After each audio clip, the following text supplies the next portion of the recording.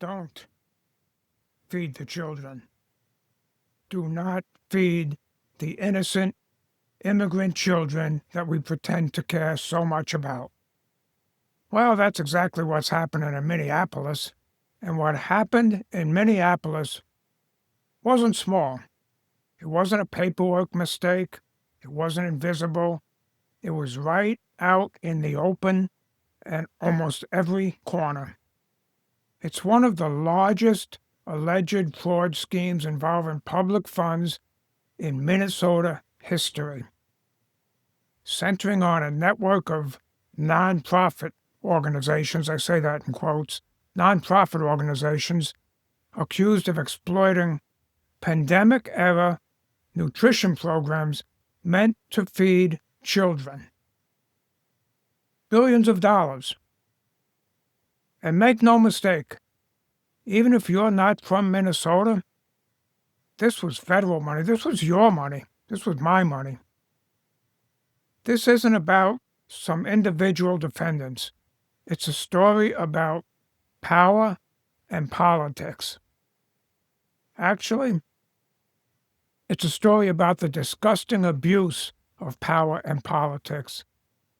And there absolutely needs to be total accountability on Minnesota's political leadership, starting with Congresswoman Ilhan Omar and Governor Tim Walz. Hello, we'd like to ask where the money's going. What do you guys think about the fraud that's taking place here in Minnesota? I don't think anybody is enabling fraud to happen. Hold Governor Walz accountable for this. What was this money spent on? 1.26 million. What was that money spent on? There aren't any kids. Answer the question, are there children? There's no children inside this building. Potentially the largest fraud scandal in U.S. history is taking place in Minnesota, as literally billions of dollars have been funneled through Somali-ran fraudulent businesses. So much fraud, it could actually almost replace the entire GDP of Somalia. These fraudsters have worked hand in hand with the Minnesota government as they enabled billions of dollars to be given to fraudulent businesses underneath welfare purposes. Some of this money eventually landed in the hands of terrorist groups in Somalia like the Al-Shabaab, and others enriched themselves all at the US taxpayers' expense. I met up with a man who's been doing his own investigation for years now, as he has seen the fraud firsthand. His name is David. Let's get into this and be prepared to be shocked. How deep is this fraud here inside of Minnesota? It is far worse than anybody can imagine. How I got involved is that where my office is here in Minneapolis, I'm sort of in the heart of all of this fraud, and I would see these child care centers. I said, well, there aren't any kids there. It's the middle of the day, and all I see are a couple of guys standing out front smoking. And then I'd go by another daycare and I'd see the same thing. I said, well, where do these kids play? And so I started to go online and look, and I said, this place is licensed for 80 children. They had 0 children. Every time I went by there, they never had a single child there. So we should see lots of children if there's this child care center, especially if there's 2. The 2 of them combined are licensed for 120. One of them is Mako, which you see on this sign. The other one is Mini Child Care Center. And between the 2 of these child care centers, they're pulling in about $3 million a year. And there are no children. Every facility that you go to, the windows will be blocked out so you can't see in. There's nobody here. You won't see a single child at any of these facilities. There are indeed no windows. All the windows are blacked out right here. All right, let's go in. No. And the child care center is locked. Should we ring the doorbell? Yeah. Try to get in, rang the doorbell. Nobody showed up. Oh, then now it looks like we already got the Somali coming through. Yeah, they're coming. The word's out. Hello, is this your daycare? No. Can you tell us why there are no children? Have you ever seen children at this child care center? I'm not sure. I don't know. Doesn't know if she's ever seen a child here. And before we go to the next location, I want to show you something super interesting about the flags of Minnesota. And here in Minnesota, if you take a look at the Minnesota state flag, they recently changed it, and it very much so resembles the flag of Somalia. According to federal indictments and court filings, the scheme involved Minneapolis-based nonprofits claiming to serve thousands of immigrant children's meals. Meals that were never provided. Hey, screw the kids. The billions of dollars of your money Apparently, it was better spent on luxury cars, overseas trips, and real estate purchases. This wasn't some small-time hacker in a basement. This wasn't hidden deep in some spreadsheet. The spending was loud, it was flashy, and it was public. And almost all of it took place in the Somalian community in Minneapolis. Absolutely obnoxious. This may be the modus operandi in the non-country of Somalia, but it cannot be allowed to stand in the United States. It was an alleged fraud carried out through registered nonprofits, state approvals, and federal reimbursements. Again, your money. And your money kept flowing.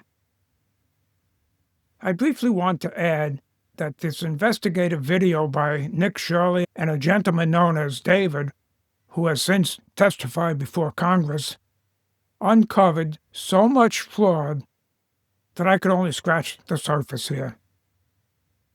In addition to these nonprofit organizations that were meant to feed hungry immigrant children, there's no bottom to these people's morals.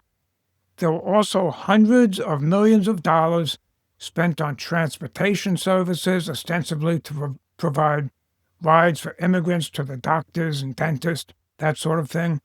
And then there were fraudulent health care centers. These people are not exactly assimilating to our way of life. Rather, they are making asses out of all of us, to be quite honest. So Governor Tim Walz oversaw the state agencies responsible for administering and monitoring these programs.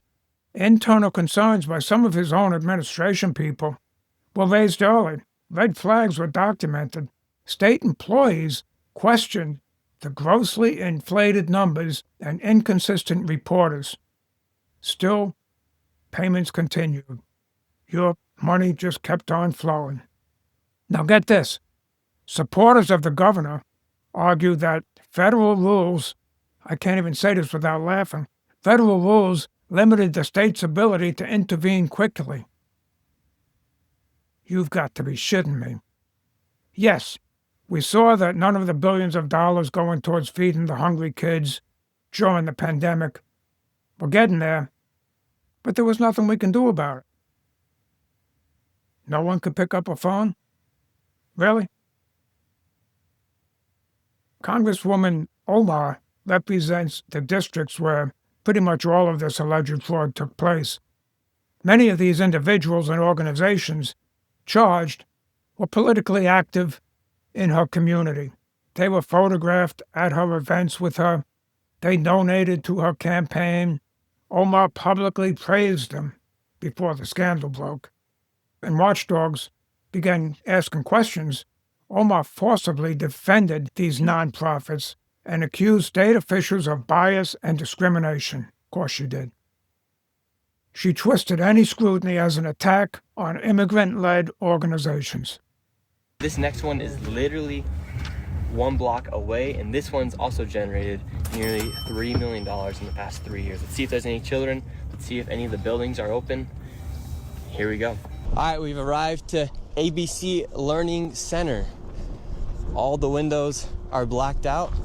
Let's see if anybody is here. This door is locked. This facility is licensed for 40 children.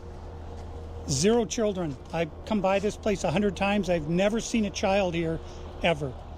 The only thing I've ever seen is someone standing outside smoking. What's crazy about this is that last daycare center is that green building right there. And the other daycare center right now is right here. These buildings should be operating as they're receiving literally millions of dollars. I knocked on the door, and to my surprise, somebody actually answered the door. Hello? Can we speak? I would like to check a child in the daycare. So right now, they're all getting mad because he's showing the paperwork of this business being registered as a business. 74 children, no children. We saw one child when the lady opened up the door. But now they're all getting mad. What was this money spent on? 1.26 million. What was that money spent on? There aren't any kids. Ask the owner and the kids. Well, then why are you talking for the owner if you're telling me to talk to the owner? I'm sorry. I'm not understand what you're talking about. Do you have a child here? No, Does anybody? no. That's how blatant this fraud is here at this daycare. So this is Quality Learning Center. I meant to say Quality Learning Center. Don't open They up. said they spelt learning wrong. Don't open up. How do you have ice here, ma'am? I'm literally a YouTuber. Don't open up. Ma'am, what do you think about the fraud that's taking place here in Minnesota? Don't open up. We have ice. And what do you think about this place being licensed for 99 children Don't open up. and getting $4 million over Don't the open up. It's ice. $4 million in the last 2 years? Go away. What do you think about that? Are you in Go favor? away.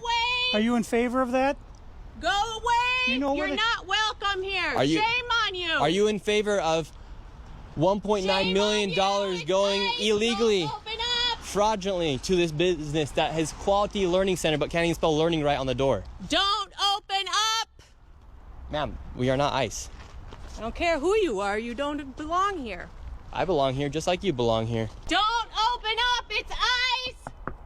You do realize that there's supposed to be 99 children in here at this building, but there's no one here. This is a child daycare Minnesota center. says 99 children. Paid $1.9 million this year in CCAP funding. Do you know where the children are? Don't open up. Don't open up. It's ice. Don't open up.